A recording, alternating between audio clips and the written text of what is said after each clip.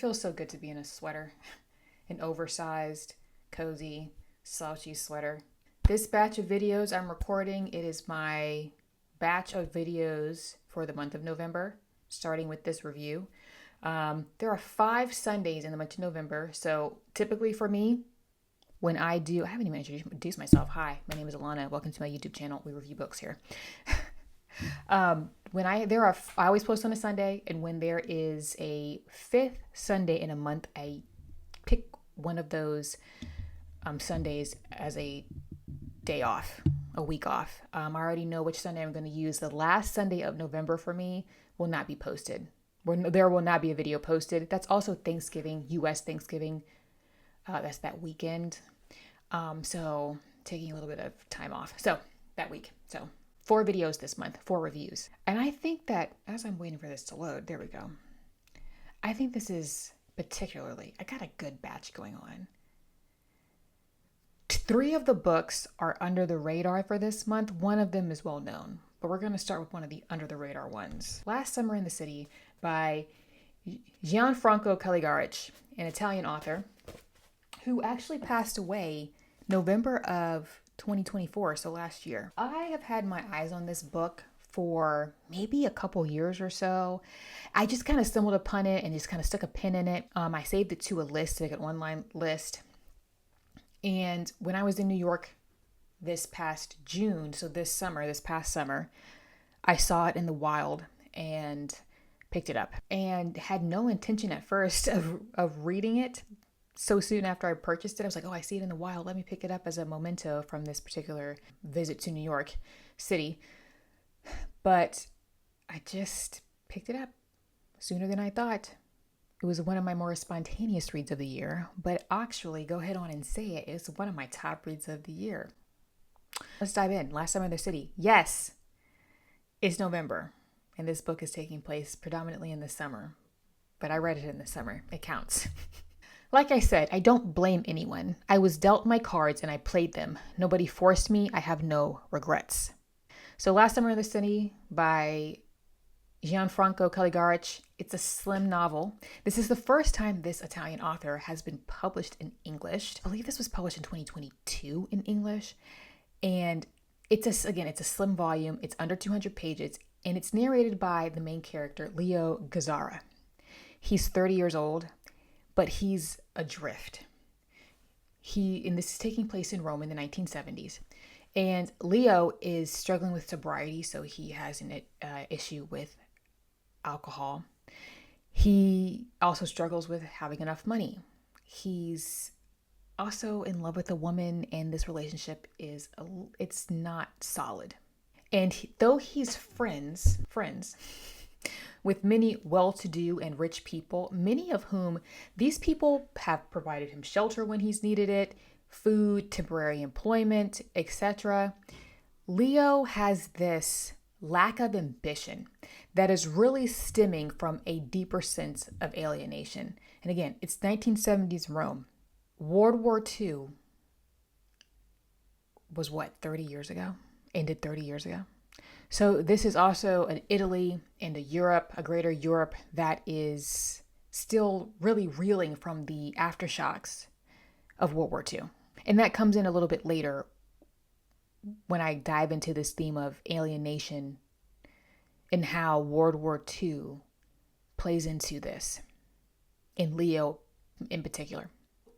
Leo is resigned to this deck of cards that he feels he's been dealt in life. And he does, however, make some attempts at having agency. He makes a decision to make things happen for him.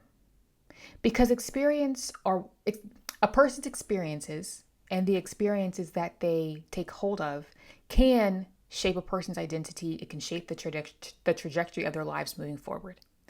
Experiences can also make a person feel well-rounded. Oh, I'm doing something. Something is happening to me. So I must be having an experience in this thing called life. Life is taking shape for me because I'm doing things that I should be doing. And it can add a type of meaning and understanding to your life. Again, when you feel like you're having experiences and you're doing something, even if those experiences are not always pleasant. When something is happening to you, it gives you a sense of identity. It makes you feel like you're not having an existential crisis.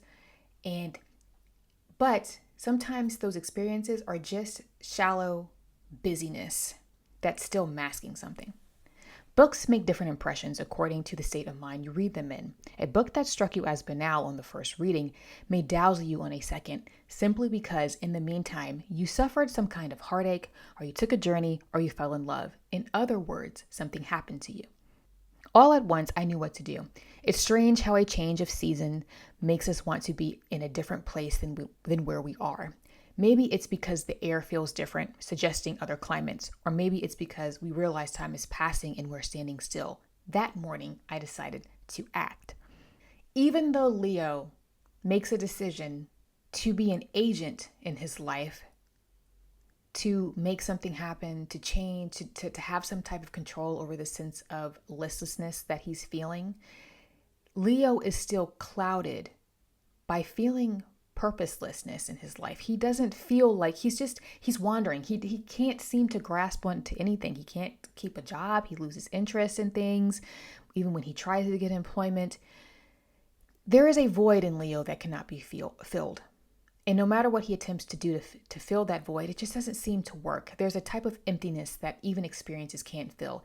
If you are a person who is a fan of existential narratives, existential dread, the void, if you are a fan of The Myth of Sisyphus by Albert Camus, if you are a fan of Ernest Hemingway, F. Scott Fitzgerald, Catcher in the Rye, this is your cup of tea. Side note, I don't like Catcher in the Rye. I've read it twice. I didn't like it both times. I read it as a teenager, shaking my setup. Read it as a teenager, read it as an adult, still didn't like it. That's neither here nor there. So in Last Summer in the City, I personally wondered while reading it if what Leo was actually seeking is connection. For someone to truly click with him. He didn't have a robust relationship with his family, especially his father. And at the beginning of the narrative, there are these very poignant, beautifully written, though sad, musings that Leo has regarding his father in particular. And there's just this lack of connection there. And he is a part of a social circle. And this is a well-to-do social circle. But there's something that's still missing. And the woman that he's fallen in love with is also fighting her own demons. The two of them can't seem to push past this invisible barrier. After my military service, I was faced with the problem of what to do with my life. And the more I looked around, the less I was able to come to a decision.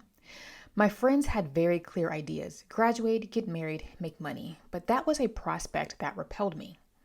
The alcohol had gone from my veins, leaving a void I didn't know how to fill. The sadness only hit me when the train pulled out and I realized that if it had headed in another direction, any direction, it would have been all the same to me. Again, Leo just feels this sense of estrangement between him and this world around him. And this is Rome, just around 30 years after the end of World War II. And as you're reading this, or as I was reading this, I can only speak for myself, Calligarich is highlighting how this younger generation that was born to the parents that fought in World War II, even though they may not have been on that battlefield, they are dealing with the existential and emotional aftermath after what is still considered one of the most devastating, if not the most devastating, war in human history up to this point. Sometimes you're like, nobody wants another world war. Nobody. Okay. Well, those of us who are sane don't want another world war. There is a cohesion that no longer exists after the aftermath of World War II. And Calligarich shows this. He shows it rather than telling you. He doesn't hammer it down the reader's throat. There are characters that are able to pick up where life left off after World War II, or there is this younger generation that, again, they weren't on the battlefields, but they were parents who were on the battlefields during World War II, and they just seem to be able to pick up where life left off, in a sense, and grasp onto normalcy faster. The routine, and structure. There is a type of safety net in that. But Leo is one of those characters who is not going to pull the wool over his eyes. He cannot turn away from this underlying dissonance that hums underneath society's surface after World War II. Some people are wired to not be able to turn a blind eye to what other people can easily ignore for the sake of comfort. A lot of people, again, will turn a blind eye to something. I don't want to look over there. I don't want to see it because I want to remain comfortable. I don't want to be uncomfortable. So I'm going to stick with routine. I'm going to pick up where I left off. I'm going to just have tunnel vision. Leo is not one of those personalities. Feeling nostalgic for something we never had. We were born just when beautiful old Europe. Let's start that over. We were born just when beautiful old Europe was fine-tuning its most lucid, thorough, and definitive suicide attempt. Who were our parents? People who slaughtered one another on the battlefields of countries that no longer existed. That's who they were. We were born between one furlough and the next, and the hands that had stroked our mother's loins were dripping with blood. Not bad as images go, or else we were the children of the old, sick, and senile, the wrecked or the wreckers. One of my favorite quotes of the whole book, because it's just, again, Calligarich is also that dichotomy in human nature, how we can do both. And again, some people can do both and keep moving. Some people cannot do both. They're awake. They were frivolous and sure of themselves. They crushed people with a one-liner and then walked away toward the first armchair at hand. Well, this was another place to cross off my list. I felt a kind of yearning for the serious, slightly dull life of my gloomy city. He's not from Rome. I was tired of one-liners and social gatherings where you killed people coldly without drawing blood, as if they were clothes you could discard. There is a resignation that settles in Leo,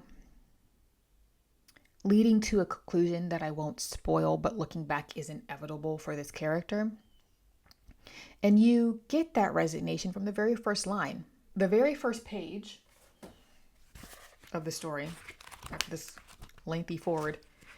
So I know I don't read forwards in books, especially classics, because they can be spoilers. And I'm like, can we stop putting spoilers in forwards, please? If you have a spoiler, it should be an afterword. So this is on the first page. Let me make it clear from the start that I don't blame anyone. I was dealt my cards and I played them. That's all. So he's letting you know from the very beginning, the outcome is the outcome. He's resigned, even though he's just been resigned from the get-go. I'm repetitive. Let's keep moving. All the rest followed naturally, as these things do. Let me make it clear from the start. Oh, I didn't even realize that I had this quoted. Let's put it back up there anyway. Let's reread it. All the rest followed naturally, as these things do. Let me make it clear from the start that I don't blame anyone. I was dealt my cards and I played them. That's all. I'm actually going through this review faster than I intended. Good. We're living in quite depressing times, but what can we do about it? We have no choice. No, she said, holding back a smile. No choice at all. Have you ever thought how many pleasures progress has deprived us of?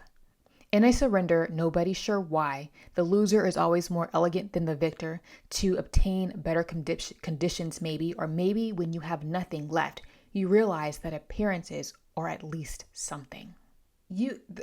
These quotes, this is one of those books I annotated like a fiend. It's like almost every page I was highlighting something, starring something, underlining something, circling something, scribbling in the margins. This review was surprisingly difficult for me to write. And I feel somehow dissatisfied with my review still.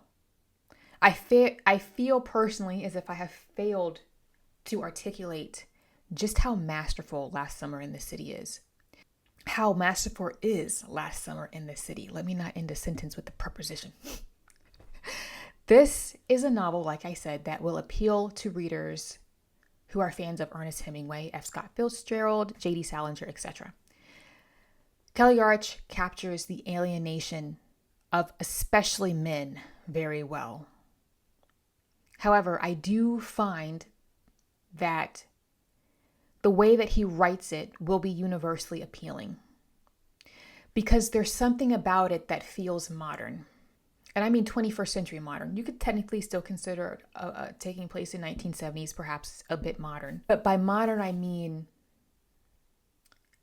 this could have been published in the 21st century, and I don't know if I would have noticed a difference.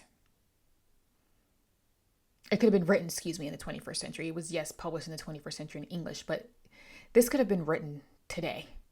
And there's going to be something that resonates because we live in a world that is more connected than ever through phones and the internet and media.